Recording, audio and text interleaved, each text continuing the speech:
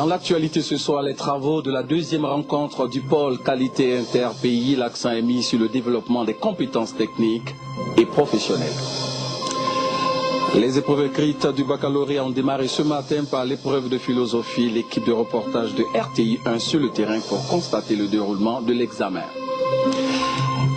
La priorité du ministère ivoirien du tourisme, c'est le repositionnement de la Côte d'Ivoire à l'international. Une délégation ivoirienne a participé au salon pour la promotion du tourisme mondial. Voilà pour le sommaire. Bonsoir et bienvenue à ce tour d'horizon de l'actualité.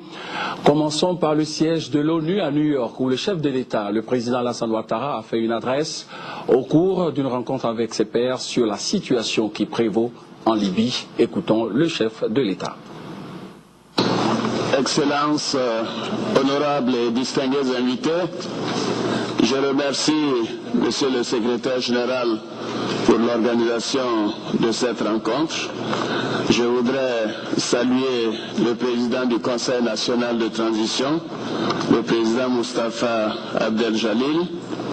La délégation de Côte d'Ivoire se réjouit de prendre part à cette importante réunion sur la situation en Libye et je voudrais saisir cette occasion pour réitérer la solidarité des populations de Côte d'Ivoire à l'endroit du peuple frère de Libye à travers le président Moustapha Abdel Jalil et le Premier ministre Mahmoud Djibril.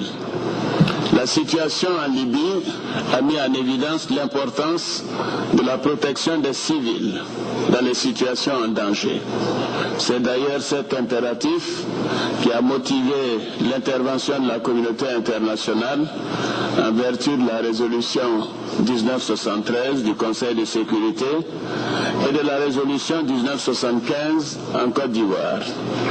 En Libye, tout comme en Côte d'Ivoire, grâce à l'engagement concerté et sans ambiguïté de la communauté internationale pour la protection des populations civiles, la volonté des peuples a prévalu et leurs aspirations légitimes de liberté et de démocratie ont pu être concrétisées. Nous appelons donc les nouvelles autorités en Libye à renforcer la protection de toutes les populations civiles, à accélérer l'émergence de la démocratie, à veiller au respect des droits de l'homme et bien entendu à la réconciliation nationale.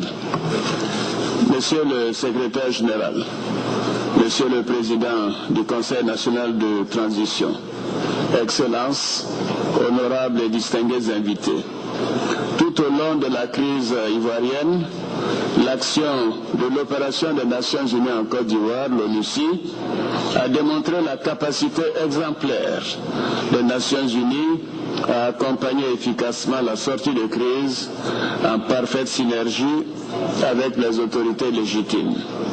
Aussi, ma délégation souhaite-t-elle que cette mission d'appui des Nations Unies en Libye, MANUL, qui vient d'être créée, réponde rapidement aux préoccupations essentielles du peuple de Libye dans son combat vers la restauration de la sécurité, de la démocratie et d'une paix durable.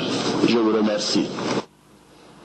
Voilà, sachez qu'à l'occasion de cette Assemblée générale de l'ONU, le président de la République prononcera une allocution le jeudi 22 septembre où il présentera sa vision sur les grands enjeux de ce monde et les perspectives en ce qui concerne notre pays, la Côte d'Ivoire. Le président de la République mettra son séjour à profit pour rencontrer ses homologues chefs d'État ainsi que des personnalités du monde diplomatique, de la finance, des affaires et la communauté ivoirienne résidant aux États-Unis.